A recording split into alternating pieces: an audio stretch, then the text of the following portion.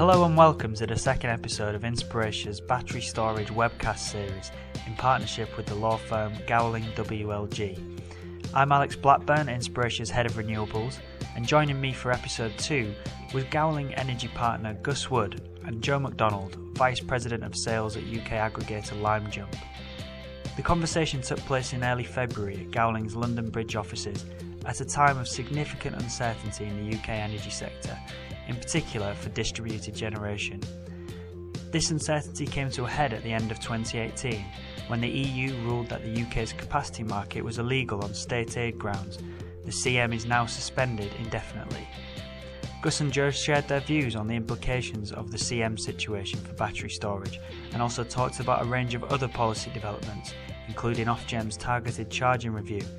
We joined the conversation with Joe reflecting on the firm frequency response market, or FFR, which, no sooner had it become investable for batteries, became oversupplied, forcing the price crashing down. Taking a look at price first of all, we were winning contracts for around about £19 a megawatt hour. So that equates to around, say, £160,000 a megawatt for a battery storage unit.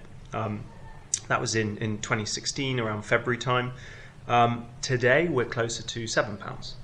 Right, so we can already see there has been certainly some saturation in price. There is a link there with, for example, the number of bids. Again, if we look in 2016, you had about 15 active bids going in at one time for market contracts, whereas in December 18, again for the long-term markets, you had 400. So we are seeing that saturation. We haven't seen a huge change in the available volume, so it's more people bidding for the same amount of volume. And to reflect on something that happened last year, LimeJump became the first aggregator to enter the balancing market with the virtual power plant of batteries and demand response sites. How significant was that? Was that development? How easy for distributed generation to access the balancing mechanism? Yeah, well, I guess linking to the previous question, we had to look to stack revenues, especially if you've got a single saturated market. And there was a view that the balancing mechanism would be a perfect market for that. It was quite historic. It's the first time a non-transmission connected asset has entered into the balancing mechanism. Obviously, the balancing mechanism itself is one of the most lucrative markets available, traditionally obviously dominated by the big power stations. So for us, it was obviously a key target for us to complete what we would call a virtual power station, because now we can access all of the same markets that a standard power station would.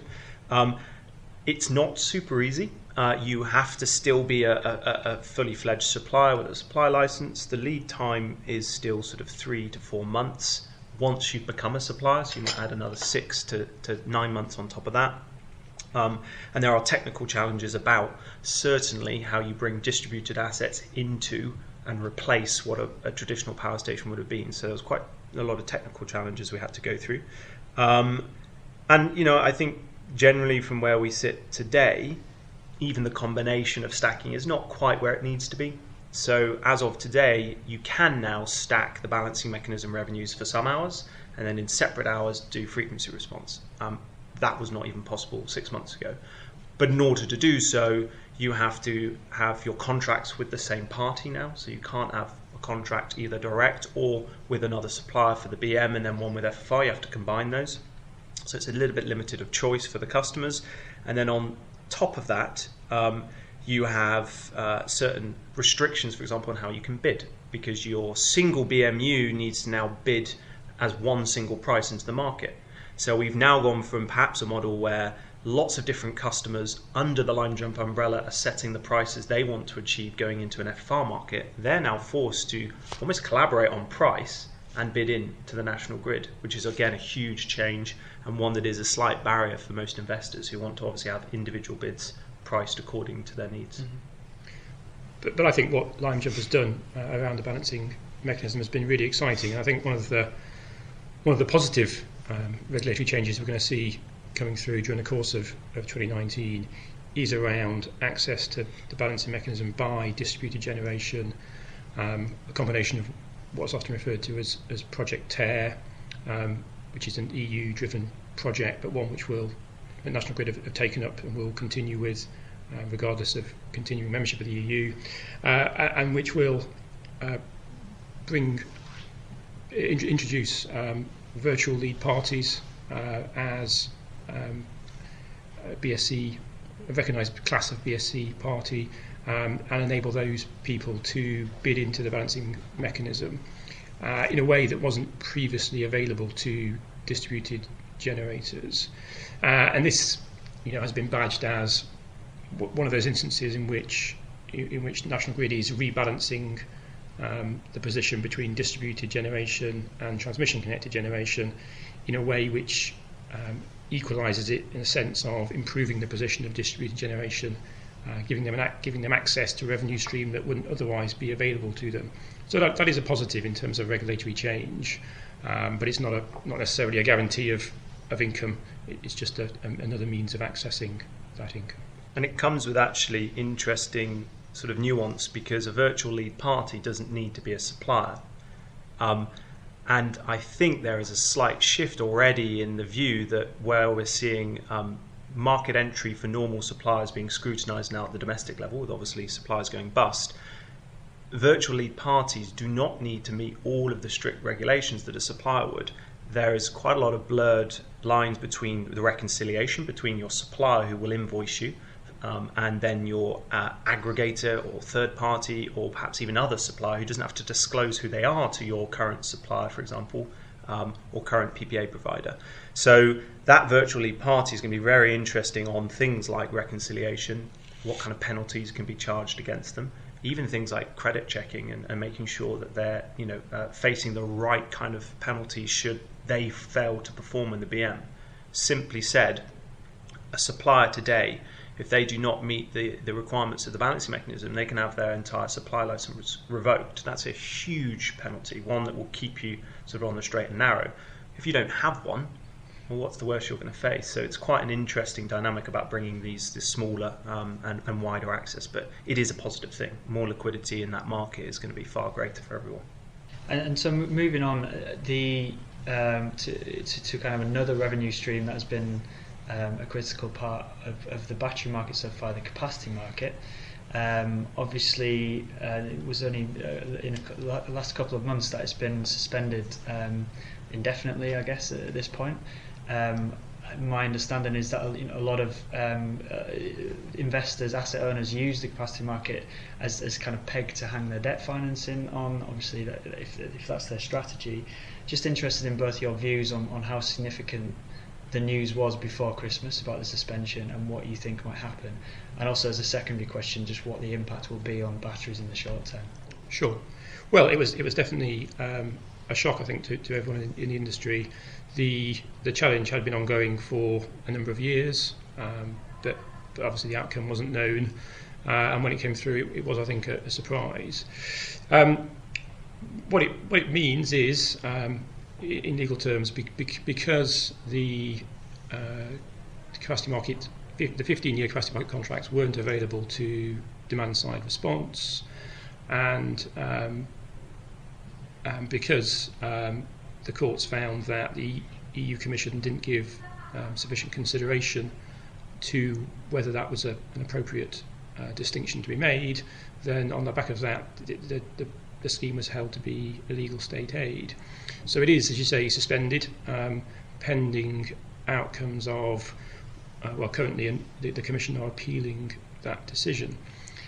Unfortunately, it just creates a huge amount of uncertainty in the market as to whether ultimately it will be found to be illegal, and therefore a different scheme would need to be created, or whether the Commission will be successful and the appeal overturned. So in the short term, it's just very frustrating and confusing for everyone involved. Having said that, from the perspective of batteries, the derating factors that applied to batteries most recently made it a relatively unattractive proposition for batteries anyway. So in the case of batteries, you might say that it's not a disadvantage, not a problem, that the lack of the capacity market. And indeed, I'm sure Joe will comment on this further, but an economic view might be that there is a need for that capacity and it needs to be rewarded in some way, and so that reward in the absence of the capacity market, there will be higher power prices or higher payments under other types of balancing service, such that the economic case remains broadly the same, and it's just coming through a different stream.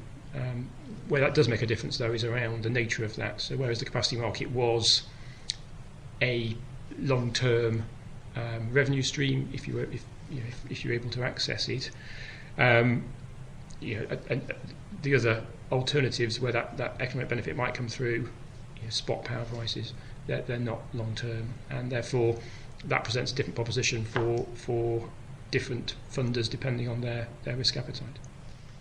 I think that I'd iterate that. What we saw is that derating factor, which effectively brought them down to close to a third of the original value, and that capacity market as a stack value only represented at the time maybe 10 to 12% of the total revenue stack. The derating factor was the thing that took the wind out of the sails of batteries in the capacity market.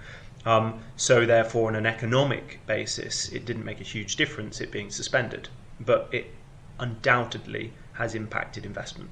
So when you've got something that is a government-backed subsidy, in the midst of everything else we're probably going to discuss today, when that is suddenly suspended out of the blue effectively, when it wasn't deemed a high risk by anyone, including National Grid, that throws up a lot of uncertainty for investors. So new projects, when they were being looked at for the market, we saw projects simply being pulled, not because the economics don't stack up, because there was just no faith that there is future revenue streams that are predictable for these assets. So I thought it was quite interesting. But absolutely for our current battery portfolios, and perhaps for those that are going to arrive over the next couple of years, value redistribution is very likely. Somehow they have to spend the money to ensure that there's a reinforcement of the grid and there's spare capacity in reserve. Whether that be a restructuring of the capacity market, which I think we might touch on, or simply it is put into other revenue streams like the balancing mechanism. We're pretty certain that batteries, who weren't hugely successful in the outcome of the capacity market anyway, will likely have a better scenario when this comes back around. But as I said, in the meantime, it just creates a lot more uncertainty, unfortunately, for investment. And that regulatory uncertainty, I think, is a really important point, because the energy market has been beset by regulatory change in recent years, and whereas perhaps levy exemption certificates and climate change levy, that was perhaps seen as a one-off, it was a tax, it was an anomaly, that wasn't going to happen again. What we've seen in recent years has been a lot of change around the charging frameworks. So the changes to the triad benefit related to TNOS charging by National Grid, that was a significant detriment to all distributed generation projects, and something that participants attempted to challenge and had no success challenging, and therefore there's a general perception, and really a perception that's hard to refute, that there's scope for more changes and ongoing changes around the benefits that you might otherwise use as part of your justification for a distributed generation project, because a lot of those income streams don't hang off primary legislation. They hang off the way that industry codes work, and so the frequency and significance of the changes that have been made and continue to be mooted for those charging regimes, it presents a significant barrier to funding in these sorts of projects. What do we think that will happen with the CM? As you said, that it's currently under appeal.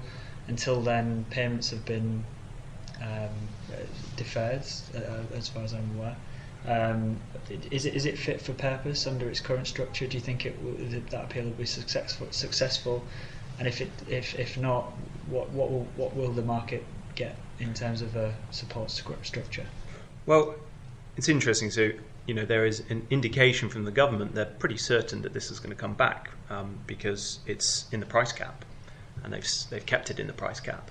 I mean, ultimately there is there is almost an objective element that it's not necessarily fit for purpose, otherwise it wouldn't have been in this position. The question is was it fit for purpose and considered in fairness in 2014 when it was sort of the concept was created, or has it subsequently been found to have lots of holes in?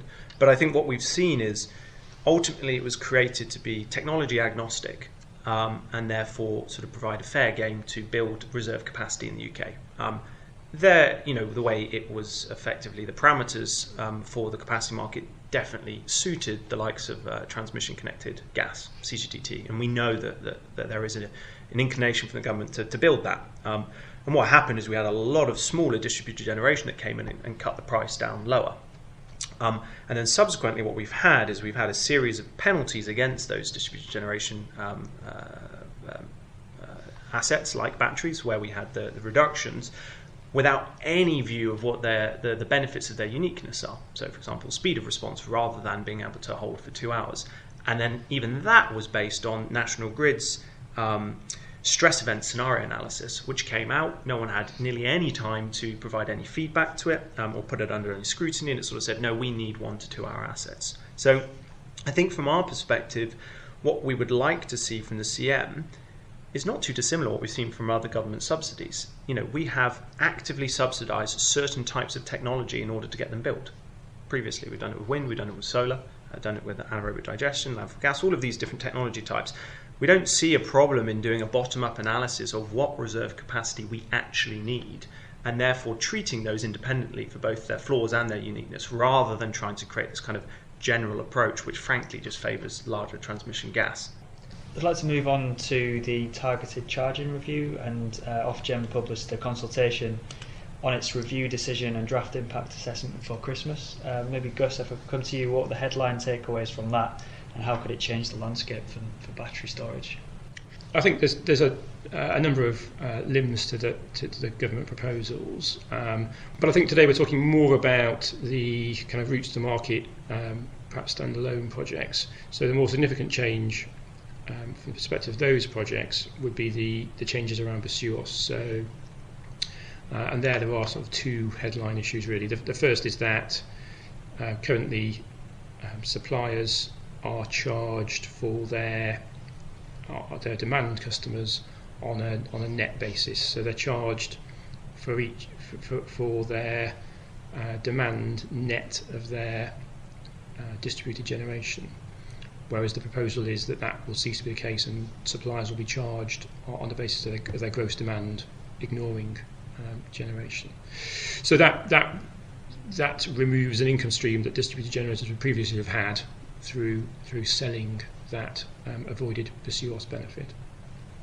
And then secondly, the double whammy, the government-minded to position is to introduce a BSUOS charge for distributed generation. So whereas at the moment only transmission connected generators pay BSUOS, there would actually be a charge for distributed generators, and that charge, National Grid would charge that to the PPA off-taker. So the off-taker would be charged that, and the PPA off-taker would likely pass that charge through to distributed generators. So that's a double hit for all distributed generators, including peakers and batteries. I'd actually agree that when we look at the larger scale projects, what it basically means is there is very little benefit of having a distributed generation battery project. Why not just make it big and transmission connected? We know actually larger sites benefit from an economy of scale, and now considering there's going to be zero triad benefit, there is very little likely embedded benefit. You could even have, as we mentioned, a BSUOS charge. I think it's sort of blurs that line and effectively benefits those that are transmission connected anyway. I think one of the things that has obviously come out of this conversation is that there is a lot of uncertainty with these kind of markets. And maybe just to finish off, a 2-pronged question. One is that there's many kind of battery asset owners who are pursuing a merchant business model, and I'd be interested in your views on that. Maybe as a secondary question, what does it mean, all this uncertainty for investment in battery storage in the UK?